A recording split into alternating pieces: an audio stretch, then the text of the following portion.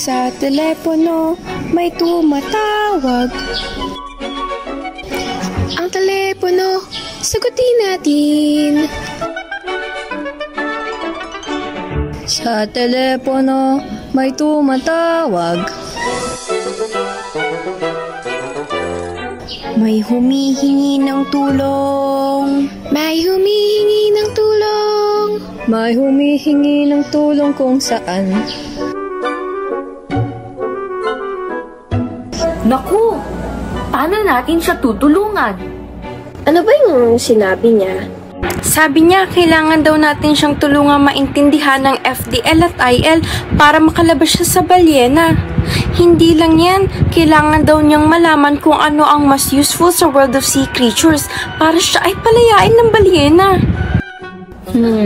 Ano ang gagawin natin?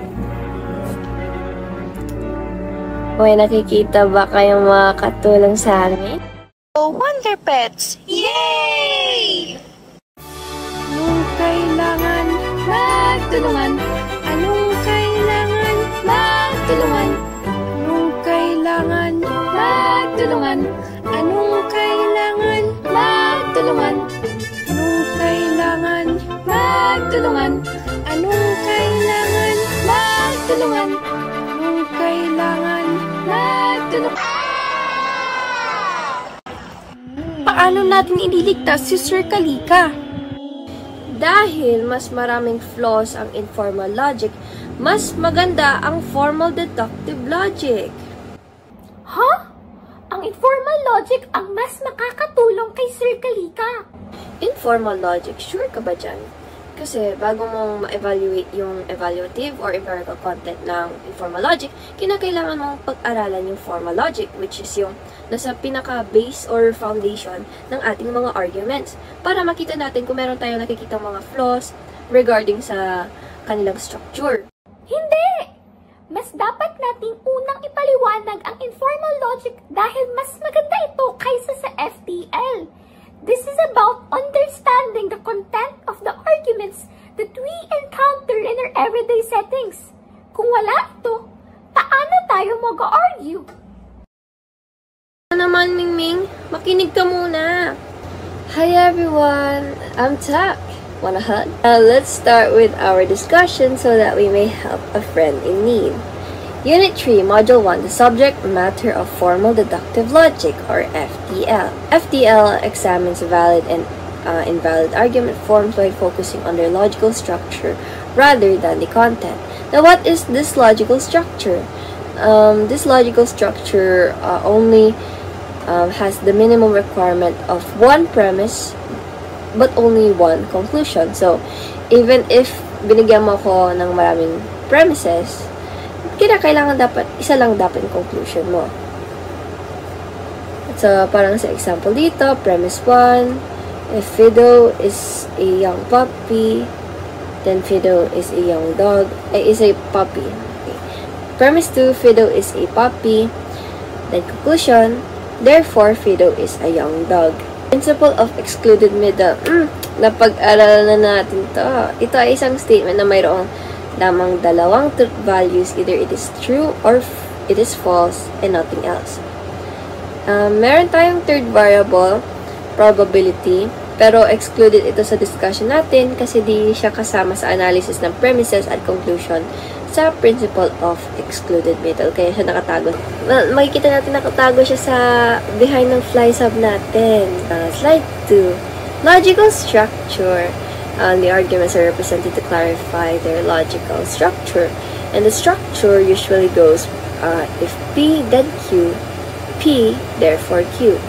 So, bali tinanggal mo na yung if usually sa premise 2. And also, this represents a valid form of an argument, which is what we call modus ponens. If both premises are true, then conclusion must be true. And as for the counterpart of this idea, we have affirming the consequent, which is the invalid form of the argument. This shows that even if the premises are true, the conclusion can still be false. Now, what do I mean by that? Slide 3. But first, we have the definition of a deductive argument, and we have validity table. The validity is determined through truth tables. Nakikita to usually sa tautology. A deductive argument is valid if there are no instances where truth premises lead to a false conclusion, which yung argument ito kina-considered as tautology. Importante ang valid forms para ipruweba ang reliability ng mga argumento sa logical reasoning. Remember, analytic concepts ang pinag-aaralan natin, hindi empirical. Kaya, para hindi natin isipin na empirical yung kahulugahan, label ng mga logicians na 1 for true and 0 for false para mawala yung empirical meaning. And invalid argument, we have one invalid argument in the table. This is nothing but the random combination of the truth value of the premise and conclusion. Anong sinabi mo? Tak! Bakit considered invalid argument yung isa sa validity table? Dahil hindi pwede magkaroon ng truth premises na mali naman conclusion mo, a false conclusion. Kung binibreak mo yung conditions mo, then magkakaroon ka ng tinatawag natin na invalid argument. Now, next slide. Essence of deductive arguments. This approach distinguishes formal logic from informal logic. Hocott, our good friend here, Max Hocott, tells us that logic is strictly deductive. Deductive, which means reasoning is valid or invalid. Induction is better thought of a guesswork, the formulation of a hypothesis to be tested in accordance with strict canons of reasoning. We focus now on formal logicians. They move away from the study of argument in its natural setting, which is the ordinary language. They are not interested in the empirical and evaluated content of the premises and conclusions. They are only interested in the logical form of an argument. And they are only interested in valid and invalid form only. But their goal is to identify universally valid arguments for leading to precise reasoning skills. Okay, on my last slide, pero bago ka mag-rebut, partner, gawin muna natin ang cardinal rule para malinaw ang pinag-uusapan natin na use of words. Now, for concept of argument form, an argument form is either valid or invalid. Formal logic, it can teach us how to identify a valid argument and avoid an invalid argument form. Formal logic was not intended to help us understand different types of arguments that occur in natural languages. In formal logic, popularizers of formal logic were guilty of attempting to encroach upon the domain of the argumentation in ordinary discourse, which is hindi dapat tayo pupunta sa domain ng argumentation sa ordinary discourse kasi informal logic, sorry. This is the subject matter of informal logic. Invalid arguments are called formal fallacies. But remember, invalid arguments does not equate to fallacies. Deductive logic, it is a formal science not unlike mathematics, and like all formal sciences, it has no empirical content. Its principles are normative and not descriptive. What do I mean by normative? When we say that the standards of formal logic are normative, we mean that logic does not describe the way people actually compose arguments. Kanina, tinalakay ni Tok ang formal deductive logic at kung paano ito nakatuon lamang sa pag-identify ng validity at invalidity ng mga argumento base lamang sa form nito.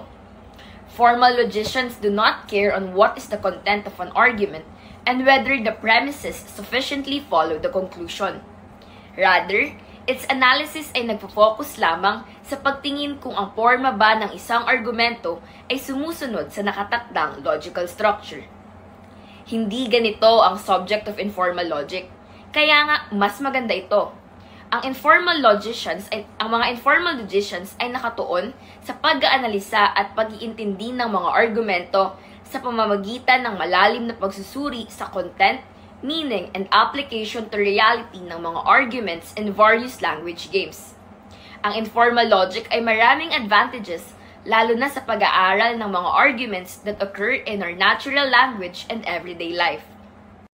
Dito, makikita sa ilustrasyon ang malaking pagkakaiba sa estruktura ng mga arguments sa FDL at informal logic. Ngunit, sa katotohanan, walang definite structure for informal logic na itinakda ng mga informal logicians. The illustration you can see serves as a representation on how informal logic does not conform to the standard form of FDL.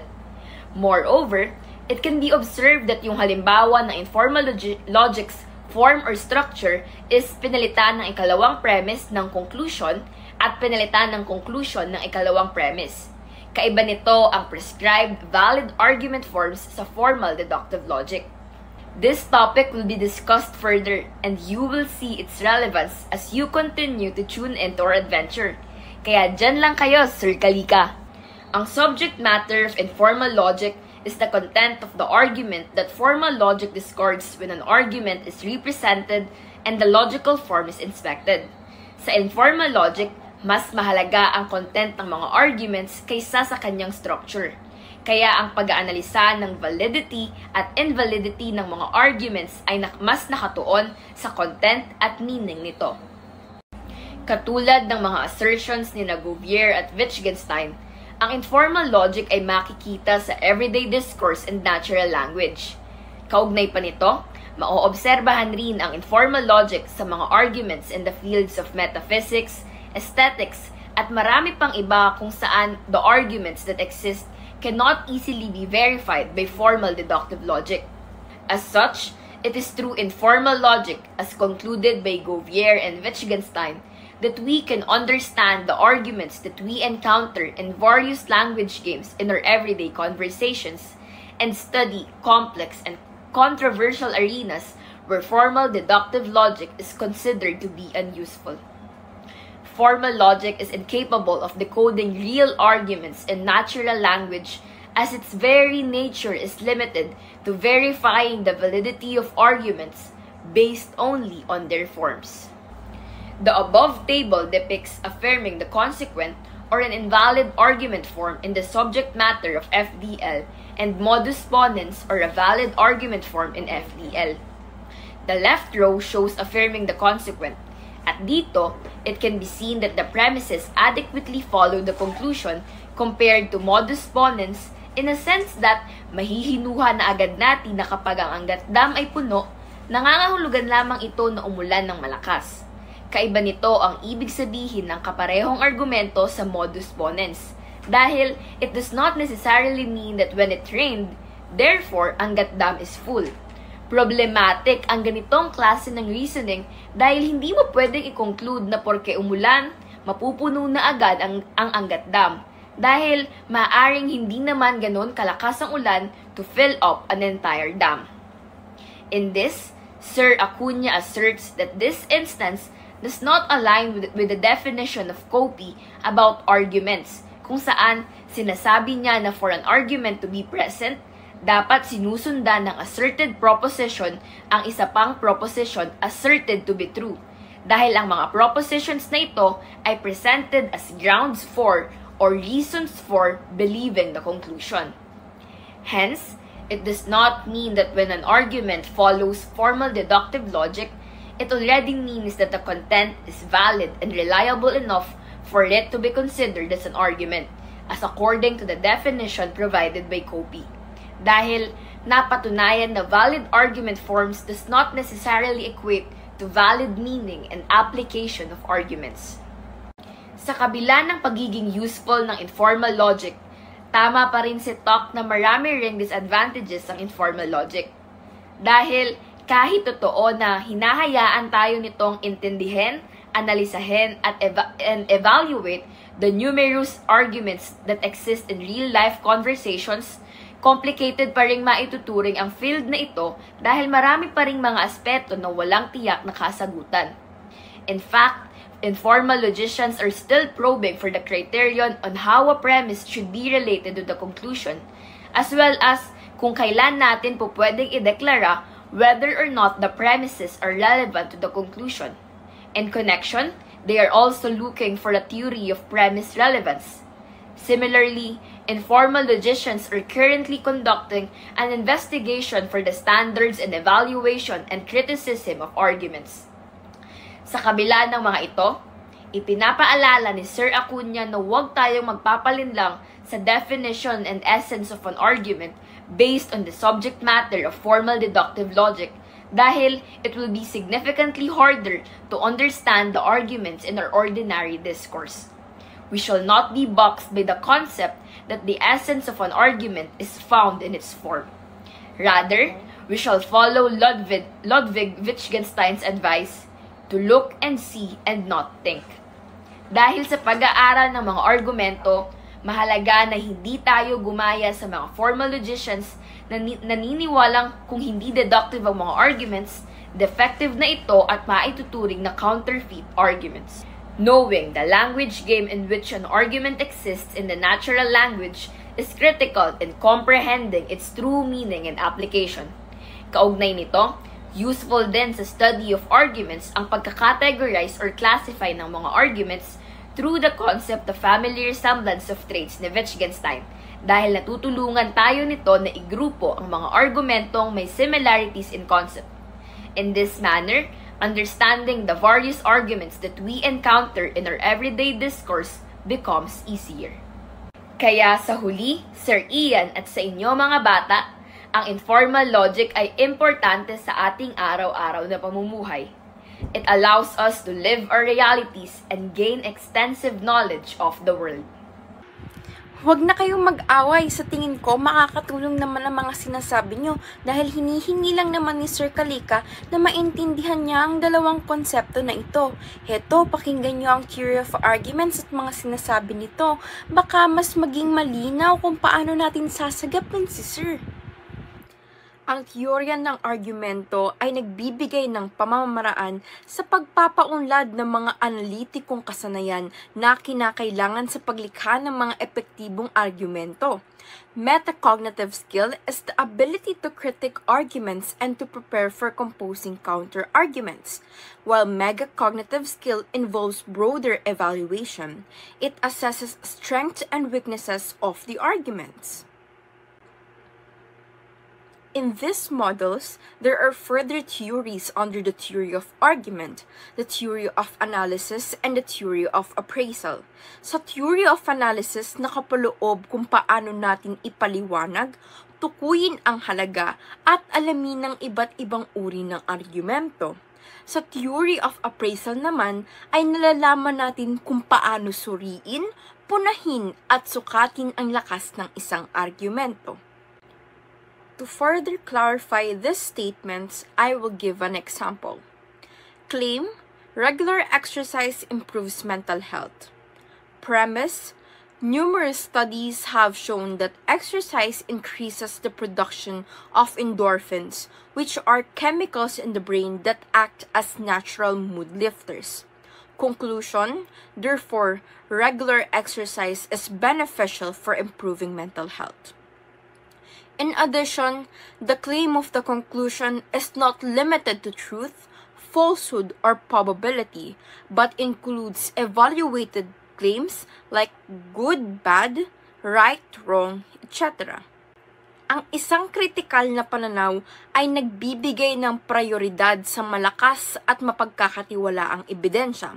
Ang masusing pagsusuri ay tumutulong upang matiyak na ang ating mga paniniwala at desisyon ay may pangangatwiran at hindi sa mga mahihinang argumento lamang.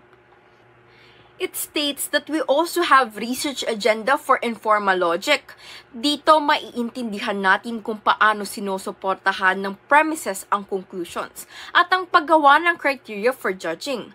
According then to informal logicians, the argumentation is teleological. Each argument is evaluated based on how effectively it serves its intended purpose. It may be persuasion, justification, etc. Empirical arguments can be true, false, or probable, often reflecting opinions or beliefs. For example, most politicians are corrupt because all the politicians I'm acquainted with are all corrupt. Nagmumula ito sa personal na karanasan, ngunit maaaring hindi ito kumakatawan sa mas malawak na realidad. Ang premise ay dapat magbigay ng ebidensya, mga generalasyon o obserbasyon upang mapatunayan ang katotohanan o posibilidad ng konklusyon. Ang analytical arguments naman are grounded in analytical definition. Nakasalalay ito sa formal na lohika o matematika upang magtatag ng kalinawan. For example, this piece of land must be a triangle because it has 3 sides and 3 angles. Lubos na nangangailangan ng ebidensya upang mapatunayan ang katotohanan ng konklusyon.